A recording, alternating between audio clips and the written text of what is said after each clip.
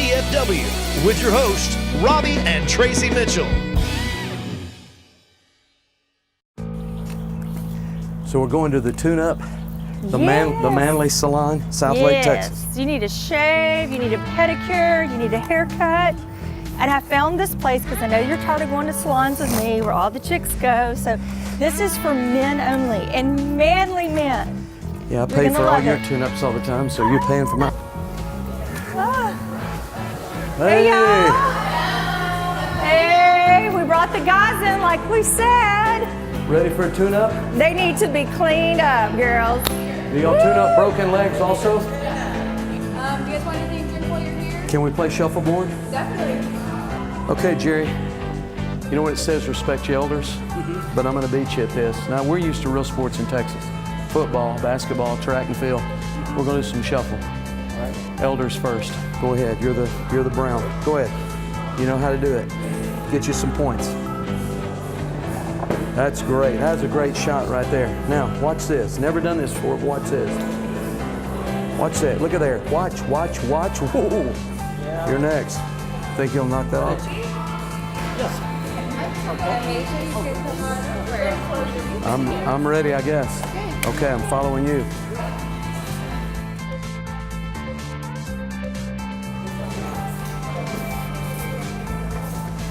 Do you think this size is for you? This will work. Are you ready? Behind me? So when you get 85, you got to do what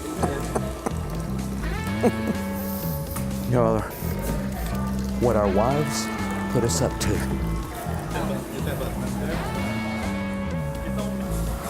Hey, what's the orange slices in the water for? It's like for a small scale, you know, you relax with this kind of lemon. Oh yeah, let me have one of those. I love lemon. Is that lemon or orange? This is orange. We have lemon and orange. Oh. Your cave.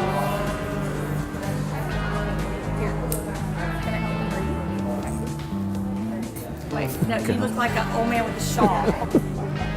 Is this a tune-up or I kind of feel like a pimp? It's Manly Man tune-up.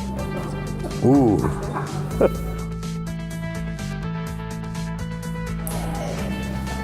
Hey, do they have two lids like this? Hey, do you have another lid like this? That'd be awesome, man. Another one, Manly Man. Is that you? I don't know. Is that my husband? Look, I love this. Shoot bucks, avoid does. Okay, this is so up your alley, Tracy. This is so you right here. Shoot bucks. Go, go, get them, girl, get them, girl. This game's out of order. But it said shoot bucks, avoid does. Yeah. You might want to at least put your glasses on, maybe you can see something.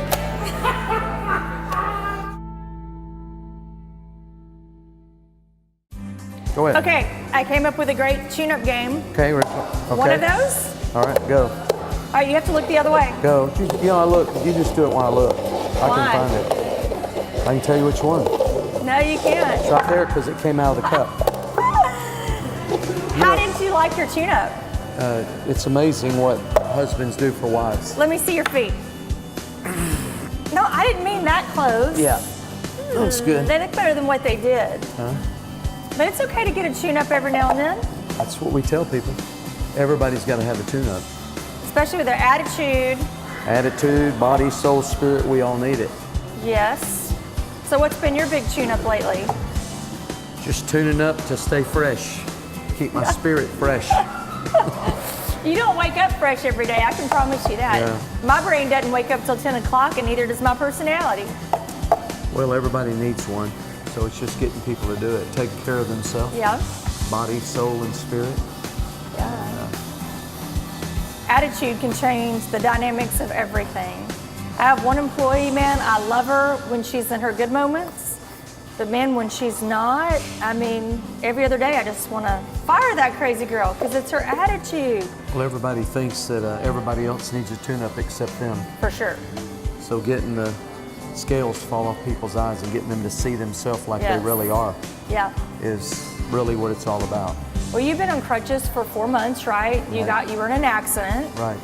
And that first month especially, when we had you in a wheelchair and we're trying to cope with life, I know that if we're honest, our attitudes weren't always great every day. We had to adjust and adjust quick, and I had to learn how to be a caretaker, and you had to learn some patience. It's the ultimate success in life. Yeah. Is not just, as people think, to become wealthy. Yeah. But what is it? It's to keep your attitude adjusted. Yeah. It's to keep that tune-up on your attitude. Yeah. And the things in life that need to be, again, refreshed. Yes. And your marriage, why are so many marriages falling apart? Because they don't tune them up. You know, they think once they start, everything's just going to flow and be okay, and it isn't. Yeah. You've got to tune up things. We work hard on our date nights, right? We have more fun than anybody I know. Right. But Right. our marriage is great because we work at it. Right. Well, I'm over half a century old, and I've never owned a vehicle out of the 30-something vehicles I probably had that didn't have to have a tune-up. I've never driven a boat that didn't have to have a tune-up. Okay, everything in life has to have a tune-up. We won't talk about the car that I didn't change the oil in, right? We won't talk about that you went 48,000 miles. That was before I came into the picture. Oops. Because I'm heavy on the tune-ups, okay? But I had to replace a whole transmission. It would have been a $35 oil change. And I spent about $4,700 because I neglected to do one maintenance procedure. I won't tell people watching that you went 48,000 miles on a car. Not 4,800, 48,000 miles without changing your oil. I genuinely didn't know. As a teenager. And no one told me. You didn't have somebody looking over you to That's true. get you a tune-up. That's true. Well, So, I know. Well, like when you were on those crutches in that wheelchair, I remember you said a few things, a little gruff, a little abrasive. Yeah, a little bit. And I wanted to take that wheelchair and dump you out, but instead I took a step back and we both worked on our attitudes, right? Right. Yeah, I know. So it was fun today. I feel refreshed. You look awesome. Now, thank you. You Yeah. too. Now it's time Scruffy. for us to go ahead and do what we're going to do. Hey, I'm next. I get my petty Manny next door, right? Every week. All right. All right. A harsh reality of life is that it's not always enjoyable. Everyone has experienced rejection, whether in the form of harsh words, unreciprocated love, loss, or betrayal. Most people perceive rejection as a negative occurrence, when in reality, rejection can be one of the most powerful tools in life.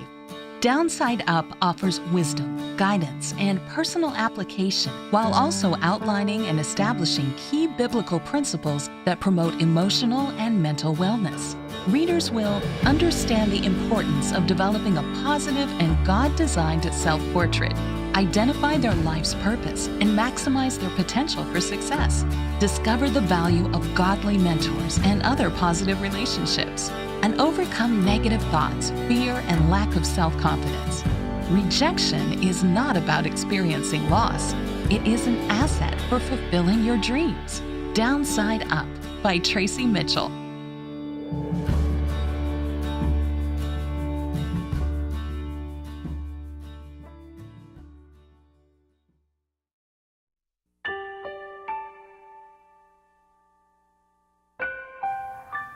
Now, what would you do if you have a knock in your door and a detective will come and say, "We found your husband's car. My husband had been missing for 30 days. He was suffering from a chemical imbalance called serotonin deficiency that caused severe depression." So I said, "Well, where is he? Where's the car?" They said they found it in Oklahoma and we live in Texas. So the next day we went to Oklahoma, tried to find my husband. And then while we were there, we heard this gunshot at 12 noon, and I knew in my heart that was a signal. So I told my pastor, I said, "That's a signal." And he said, "What signal?" I said, "Let's go to where that shot was fired." So we went there, and then I heard this policeman running from the hills of Atoka, Oklahoma, saying, "I found him, I found him. I found a body, and I think that's him." That moment changed my life. I felt like the whole world came to my shoulder. It was a heavy, heavy weight. And then we went there, and then I saw across 100 feet from me was the dead body of my husband. And God put a creek in between so I could not get near him. My husband committed suicide. He shot himself. And that was a life-changing experience for me. But I knew that God had a purpose. For 30 days that my husband was missing, I would read the Bible, and Psalms would come to life. Psalms 30 verse 5 said, "Weeping may endure for a night, but joy comes in the morning." That's the verse that carried me. And then 3 months later, I had a car accident. I could not walk for 2 months. And later on, when I started walking, I was baking a cake. And then 30 feet from me, my next door neighbor shot his heart. He committed suicide. That's when I got mad at God. I said, "Lord, why did you allow this to happen?" Well, that night, God gave me a dream. In my dream, I was knocking at my neighbor's doors, telling them about Jesus. So the next day, I woke up, I chose joy. I decided to choose joy. So I said, "Lord, what can I do for you?" Never, never, never ask God, what can you do for him if you're not prepared? Because 3 weeks later, God answered. He took me under the bridge in downtown Dallas, showed me the homeless living under the cardboard boxes. And he said, "You go under the bridge and help the homeless." And I said, "No, not me. Those are crazy, violent people. They're going to kill me." Because when I was growing up in the Philippines, my mother used to feed the homeless in our kitchen, and I hated it. They ate my food, they occupied my space. And one homeless woman slapped me in the marketplace when I was 10 years old. So I grew up not liking any homeless people, not knowing that one day God would call me to this ministry. So when I said, "No, not me," God said, "You were the one who asked me, what can you do for me?" So right there and then I repented. I said, "God, forgive me. I will go. What could I take to these people?" And the Lord said in my heart, "Blankets." The next day, I went to Baylor Hospital where I was a nurse supervisor. I asked all doctors and nurses for $5 so I could buy blankets. So in Thanksgiving, a Sunday before Thanksgiving, we were able to gather 100 blankets. This is just a month after God called me to a ministry. It was an unconditional obedience. And then out of the ministry now, we are now in 11 countries. And what we do in the streets of Dallas, we share Christ in the streets, and then we hold the largest birthday party for Jesus, where the homeless are the guests and the poor children and their families. And the homeless would receive haircuts, makeover, food, sleeping bags, blankets. And the heart of the ministry is evangelism one-on-one. The trademark is foot washing. That's what we do. A Saturday before Christmas, give the homeless the large birthday party for Jesus where they are the guests. So that's what God have called me to do. So now we're in 11 countries, and we have built schools in Africa and also in Cambodia, medical clinic in Cambodia, another school near Thailand, and also partnering with Israel for the children, helping the children in Israel. So that's what God has done in my life because I choose to serve God. And mind you, I didn't care for what God called me to do. I could not stand the homeless. So beware. When you ask God, what can you do for God? Make sure you are prepared because He would take you out of your comfort zone. And that's what He did for me. He took me out of my comfort zone. And now God has taken me in 11 countries, helping 28,000 children and 140,000 homeless and poor in Dallas, Texas. It is a choice. So choose to serve God. Choose joy instead of sorrow. God is going to take you to a much amazing blessing. Thank you.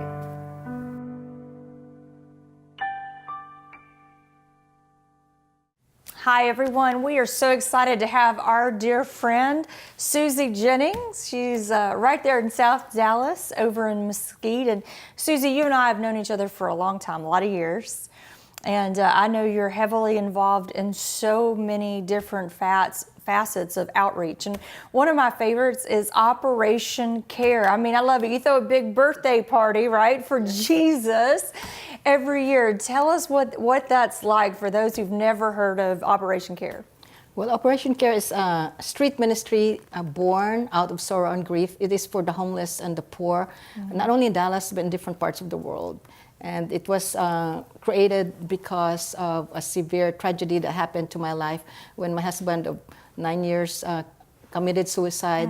And 5 months later, a neighbor shot himself 30 feet from me while I was baking a cake. And that, so he was, 30 feet from you? Yes. Wow. And that's when I questioned God, why. And He gave me a dream. In my dream, I was knocking at my neighbor's doors, telling them about Jesus. And then the next day, I just decided to choose joy because the Bible said, weeping may endure for a night, joy comes in the morning. Wow. So I asked God, Lord, what can I do to serve you. And then he led me under the bridge in downtown Dallas. So he told me to go under the bridge with those homeless living in cardboard boxes. And he told me, he said, go under the bridge and help them. I said, no, not me.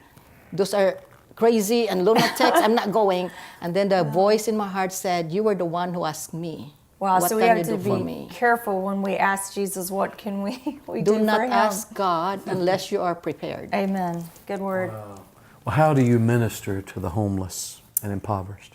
Well, we go under the bridges and provide for the physical and spiritual needs. But the biggest thing, the trademark of the ministry, the signature event that we do is a big birthday party for Jesus, where the guests are the homeless and the poor. And so every Saturday before Christmas, we hold this big party at the convention center. And so we started it in 2004. Now this is our 14th year. Last year we have 18,000 that came to convention center. And we feed the homeless, and the trademark is we do foot washing. Foot washing, Yes. 18,000. Well, we wash as much feet as we can, and we emulate. Well, that's 36,000 feet, right? We emulate Christ, and so that's the values of Operation Care: servanthood, compassion, and integrity. So how many countries, okay, not to get ahead, but here, I know some of the secret things that you have planned. And there's something significant about the year 2020. Now, what is that about?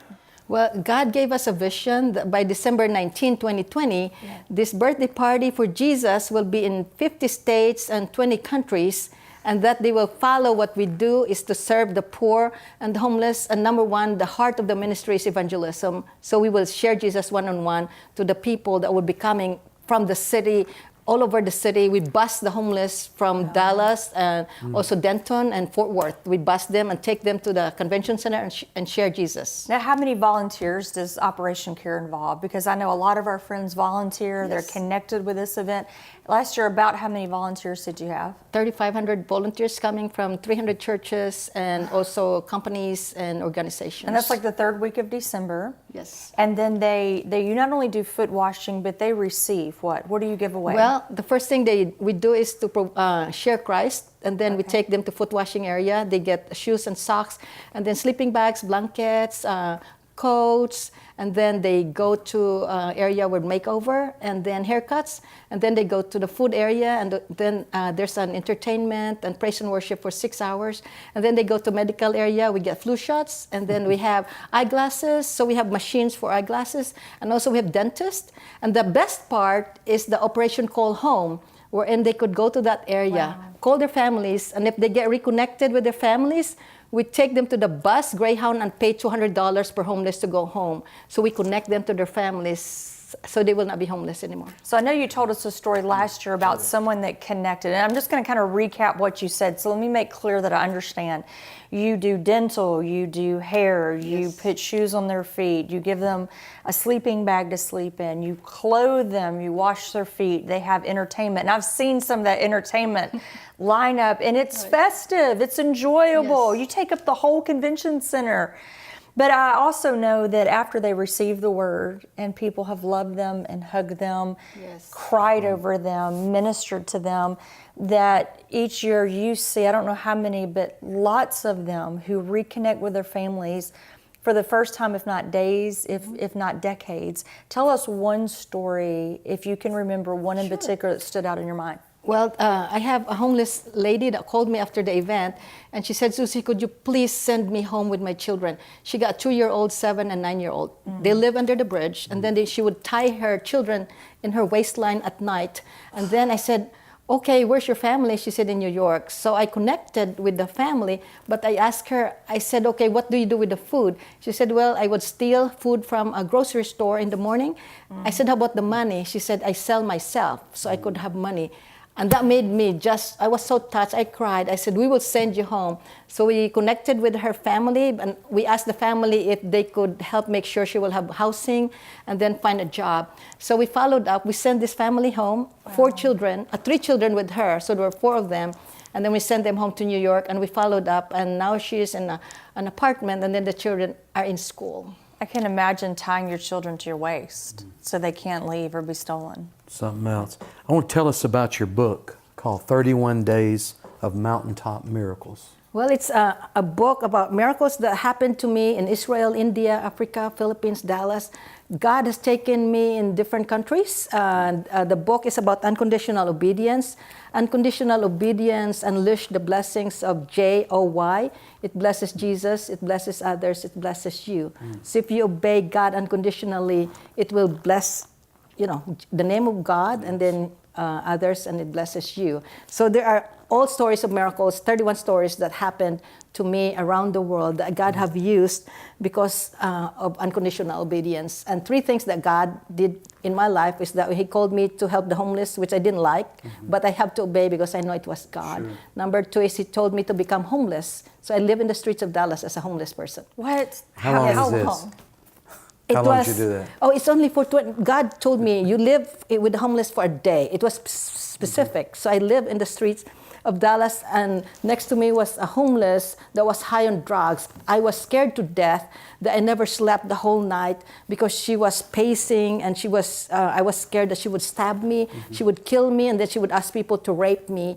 It was the scariest moment, but it opened my eyes to the plight of the homeless. And then the third one that God called me, that I obeyed unconditionally, was He said, leave your 6-figure income and become a missionary with nothing. So these 3 things, unconditional obedience, that's what God, and then so this book was written, it's all about unconditional obedience. And out of that, I left my job as a nurse supervisor at Baylor Hospital, being a nurse 33 years. Jesus was 33 when He went to heaven, so God opened another chapter in my life.